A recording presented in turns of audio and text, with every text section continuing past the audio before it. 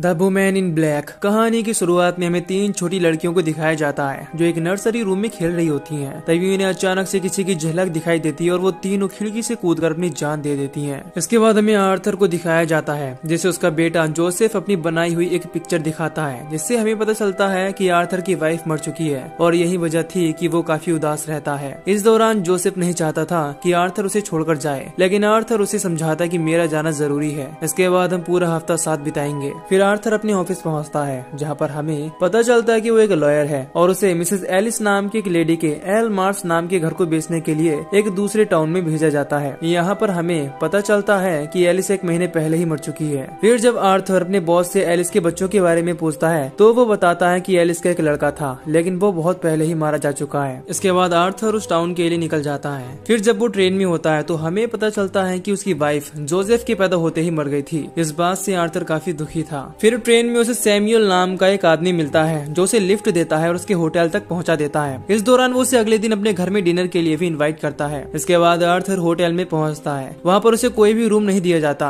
हालांकि आर्थर के बॉस ने वहाँ पर उसके लिए एक रूम बुक किया था, इसीलिए वो काफी हैरान होता है। तभी वहाँ पर होटल की ओनर आ जाती है जो मैनेजर को समझाती है कि इतनी रात में ये बाहर नहीं जा सकते हैं, इसीलिए मैं इन्हें अपना रूम दे देती हूँ। फिर अगले दिन जब आर्थर मिस्टर जीरोम के घर जा रहा होता है तो देखता है कि टाउन में मौजूद लोग उसके आने से बहुत नाराज हैं। इसके बाद वो जीरोम के घर पहुंचता है। वहाँ पर जीरोम भी उसके आने से खुश नहीं होते हैं और वो सारे लीगल डॉक्यूमेंट देखकर तुरंत ही टाउन छोड़ने के लिए कहते हैं। इस चीज के लिए उन्होंने वहाँ पर एक घोड़ा गाड़ी भी मंगवा ली थी, लेकिन आर्थर तांगे वाले से स्टेशन की जगह पर एल मार्स हाउस चलने के लिए कहता है और वो इस चीज के लिए इनकार कर देता है और कहता है कि मिस्टर जीरोम ने मुझे स्टेशन जाने के लिए पैसे दिए हैं, मैं वहाँ नहीं जा सकता जहाँ आप जाना चाहती हैं। यह सुनकर आर्थर उसे पैसे दे देता है, जिससे वो उसे एल मार्स हाउस तक ले जाता है और फिर वो उसे वापस लेने के लिए शाम को आने के लिए कहकर वहाँ से चला जाता है। इसके बाद आर्थर वहीं पर पेपर वर्क करने लगता है और हाउस में रखे सारे डॉक्यूमेंट्स को चेक करने लगता है। इस दौरान उसे एलिस के बेटे नथानिएल का डेथ सर्टिफिकेट मिलता है, जिससे पता चलता है कि वो डूबकर मरा है, लेकिन उसकी डेड बॉडी किसी को भी नहीं मिली थी। उसी समय आर्थर को ऊपर के रूम में किसी के होने का एहसास होता है, इसीलिए वो चेक करने के लिए ऊपर के रूम में पहुँचता है। वहाँ पर उसे पता चलता है कि वो एक कौवा है। फिर जब वो खिड़की खोलकर बाहर देखता है तो उसे घर के बाहर एक लेडी दिखाई देती है जिसने काले कपड़े पहन रखे थे। फिर अचानक से वो लेडी गायब हो जाती है, इसीलिए आर्थर उसे चेक करने के लिए बाहर आता है। वहाँ पर उसे बहुत सारे लोगों के चीखने और रोने की आवाज आ रही थी।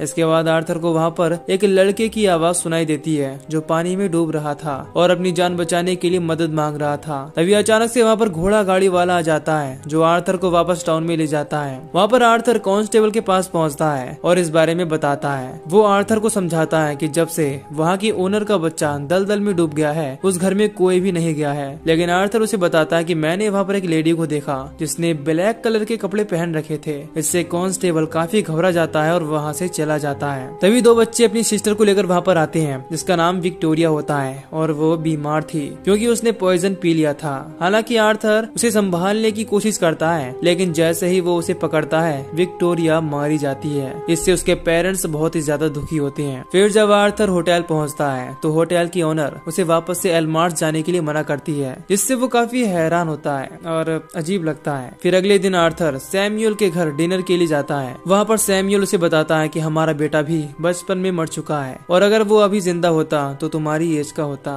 फिर आर्थर सैमुअल और उसकी वाइफ के साथ डिनर कर रहा होता है। तभी सैमुअल की वाइफ एलिजाबेथ बहुत ही अजीब तरह से बिहेव करने लगती है और चाकू से टेबल पर स्क्रैच करने लगती है। ये देखकर आर्थर बहुत ही ज्यादा डर जाता है। इसके बाद सैमुअल बताता है कि उसकी वाइफ एलिजाबेथ को ऐसा लगता है कि उसके अंदर उसके बेटे की आत्मा जाती है, लेकिन सैमुअल को इन सब बातों पर विश्वास नहीं था। फिर जब सैमुअल आर्थर को एल मार्स हाउस ले जा रहा होता है तभी टाउन के लोग उसे घेर लेते हैं क्योंकि उन्हें लगता है कि विक्टोरिया के मरने की वजह कोई और नहीं बल्कि आर्थर है, क्योंकि उसने एल मार्स में उस लेडी को देखा था। इसीलिए सब लोग चाहते हैं कि सैमुअल उसे स्टेशन ले जाए। हालांकि वो इस चीज के लिए तैयार हो जाता है, लेकिन सैमुअल उनसे झूठ बोलता है और जबरदस्ती उसे एल मार्स हाउस तक ले जाता है। अब क्योंकि आर्थर अकेला था इसीलिए सैमुअल उसे अपना डॉग दे देता है, इससे वो खुद को अकेला महसूस ना करे। इस दौरान उसे घर में किसी के होने का एहसास होता है, इससे वो काफी डर जाता है। तभी उसके साथ मौजूद डॉग भौंकने लगता है और घर के बाहर आ जाता है। इसीलिए आर्थर भी चेक करने के लिए घर के बाहर आता है तो उसे खिड़की पर फिर से वही लेडी दिखाई देती है। इसे देखकर वो बहुत ही ज्यादा हैरान होता है और वापस से उसी रूम में चेक करने के लिए पहुंचता है, लेकिन उसे कोई भी दिखाई नहीं देता। लेकिन वहाँ पर उसे बहुत सारे लेटर मिलते हैं जिससे उसे पता चलता है कि नथानिएल एलिस का का नहीं बल्कि उसकी बहन जेनेट का बेटा था, जिसने उसे पालने के लिए दिया था। लेकिन एलिस ने उसे धोखा दिया और जेनेट को उसके बेटे से मिलना बंद करवा दिया, जिस बात का उसे बहुत ही ज्यादा दुख होता है। साथ ही साथ उसे ये भी लगता है कि जब एलिस और उसकी फैमिली दलदल में फंस गई थी तो उसने नथेलियन को बचाने की कोशिश भी नहीं की। इसीलिए वो एलिस पर बहुत ही ज्यादा गुस्सा होती है, क्योंकि अब उसके जीने की कोई भी वजह नहीं बची थी। इससे उसने खुद को फांसी लगाकर सुसाइड कर लिया। तभी कोई परछाई आर्थर की तरफ बढ़ने लगती है, लेकिन इससे पहले कि वो उसे नुकसान पहुंचा पाती, वहाँ पर मौजूद डॉग भौंकने लगता है, जिससे आर्थर की नींद खुल जाती है। वो देखता है कि वहाँ पर मौजूद एलिस और उसके हस्बैंड की तस्वीर को किसी ने बहुत ही बुरी तरह से खराब कर दिया है। ये देखकर वो बहुत ही ज्यादा डर जाता है। उसी समय उसे रॉकिंग चेयर की आवाज सुनाई देती है, इसीलिए वो चेक करने के लिए किड्स रूम में पहुंचता है, जहाँ से वो आवाज आ रही थी। वो देखता है कि वो चेयर खुद ब खुद हिल रही है, लेकिन उसके पहुंचते ही चेयर का हिलना बंद हो जाता है। फिर जब वो कमरे में चेक करता है तो उसे वहाँ पर कोई भी दिखाई नहीं देता। तभी उसे दीवार पर कुछ लिखा हुआ दिखाई देता है। इसे छुपाने की कोशिश की गई थी, इसीलिए वो उसके ऊपर मौजूद कवर को हटा देता है। वो देखता है कि वहाँ पर लिखा हुआ था कि तुम उसे बचा सकते थे। फिर जब आर्थर खिड़की के बाहर देखता है तो उसे बाहर दलदल में किसी की परछाई दिखाई देती है, और जैसे ही वो खिड़की पर हाथ रखता है उसे एक लेडी की चीख सुनाई देती है। इससे वो बहुत डर जाता है। फिर जब वो नीचे के फ्लोर पर आता है तो देखता है कि कोई दरवाजे को खोलने की कोशिश कर रहा है, जिसकी वजह से उसके साथ मौजूद डॉग लगातार भौंक रहा था। इसीलिए हिम्मत करके आर्थर जैसे ही गेट को खोलता है उसे कुछ दूर पर बच्चों की घोस्ट दिखाई देती है, और ये वही बच्चे थे जो टाउन में मारे गए थे। इससे पता चलता है कि जेनेट अपने बच्चों का बदला लेने के लिए टाउन के बच्चों को मार रही है। ये देखकर आर्थर बहुत ही ज्यादा घबरा जाता है और वापस से अंदर आकर दरवाजा बंद कर लेता है। तभी उसे सुनाई देता है कि किड्स रूम में म्यूजिक बज रहा है, इसीलिए वो चेक करने के लिए वहाँ पर पहुँचता है। उसे दिखाई देता है कि कैसे जेनेट ने वहाँ पर खुदकुशी की थी। ये देखकर वो बहुत ही ज्यादा डर जाता है। इसकी वजह से उसके हाथ में ली हुई कैंडल भी बुझ जाती है। उसी समय वहाँ पर उसे नथेलियन का घोस्ट भी दिखाई देता है। इससे डरकर वो रूम के बाहर आ जाता है। तभी वो देखता है कि जेनेट उसकी तरफ बढ़ रही है, इसीलिए वो दूसरे रूम में छुप जाता है, जहाँ पर उसे दिखाई देता है कि कोई बेड से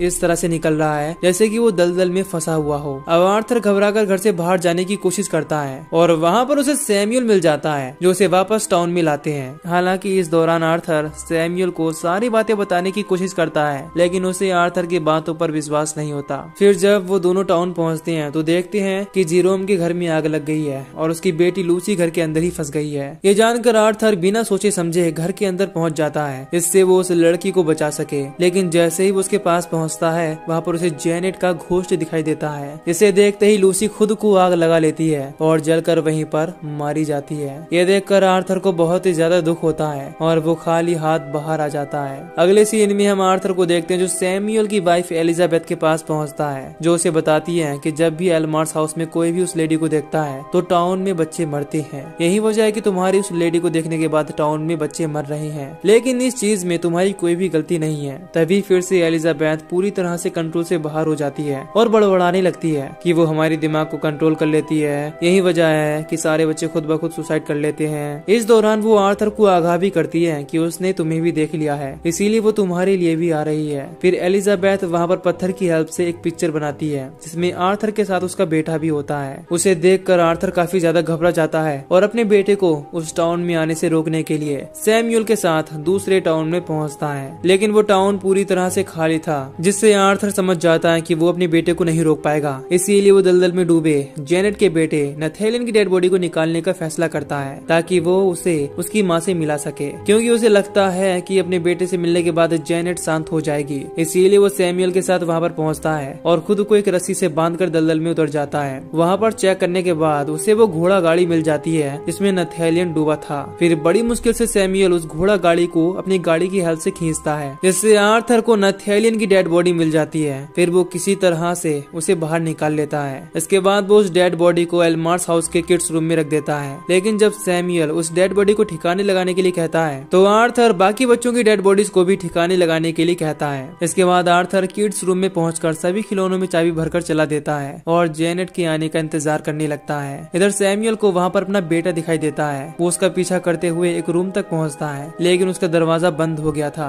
इधर जेनेट किड्स रूम में पहुँच जाती है। हालांकि पहले तो वो आर्थर को डराने की कोशिश करती है, लेकिन जब वो अपने बेटे की डेड बॉडी को वहाँ पर देखती है तो गायब हो जाती है, जिससे आर्थर को लगता है कि वो जा चुकी है। इसीलिए वो लोग जेनेट की कब्र खोदकर उसके बेटे नथेलियन की डेड बॉडी को भी उसी की कब्र में दफना देते हैं। इसके बाद आर्थर सैमुअल के साथ रेलवे स्टेशन पहुंचता है, जहां पर उसे अपना बेटा जोसेफ मिलता है, जो उसे देखकर बहुत ही ज्यादा खुश होता है। इस दौरान आर्थर उसी रात वापस लंदन जाने का फैसला करता है, लेकिन जब वो सैमुअल से इस बारे में बात कर रहा होता है तभी उसका बेटा जोसेफ उसका हाथ छोड़कर रेल की पटरी पर उतर जाता है, क्योंकि उसने वहाँ पर मौजूद जेनेट को देख लिया था। जब ये चीज आर्थर देखता है तो वो अपने बेटे को बचाने के लिए पहुंचता है। इस दौरान सैमुअल को भी टाउन में मरे सारे बच्चे और जेनेट का घोस्ट दिखाई देता है, जिससे उसे भी ना चाहते हुए भी इन बातों पर विश्वास हो जाता है। इससे वो बहुत ही ज्यादा डर जाता है। फिर हम आर्थर को देखते हैं, जो अपनी आंख खोलता है तो देखता है कि वो और जोसेफ दोनों ही सही सलामत है। लेकिन तभी उन दोनों को आर्थर की वाइफ दिखाई देती है, जिसे देखकर वो बहुत खुश होते हैं और फिर एक साथ वहाँ से चले जाते हैं। इससे हमें पता चलता है कि आर्थर और जोसेफ दोनों ही मर चुके हैं, लेकिन उन्हें इस चीज का बिल्कुल भी दुख नहीं है, क्योंकि अब उनकी फैमिली पूरी हो चुकी थी। और इसी के साथ ये मूवी यहीं पर खत्म हो जाती है। तो दोस्तों, अगर आपको इस मूवी की एक्सप्लेनेशन पसंद आई हो तो वीडियो को लाइक और चैनल को सब्सक्राइब कर दीजिए। बाकी मैं मिलूंगा आपसे न्यू वीडियो में। Till then take care, love you, bye bye.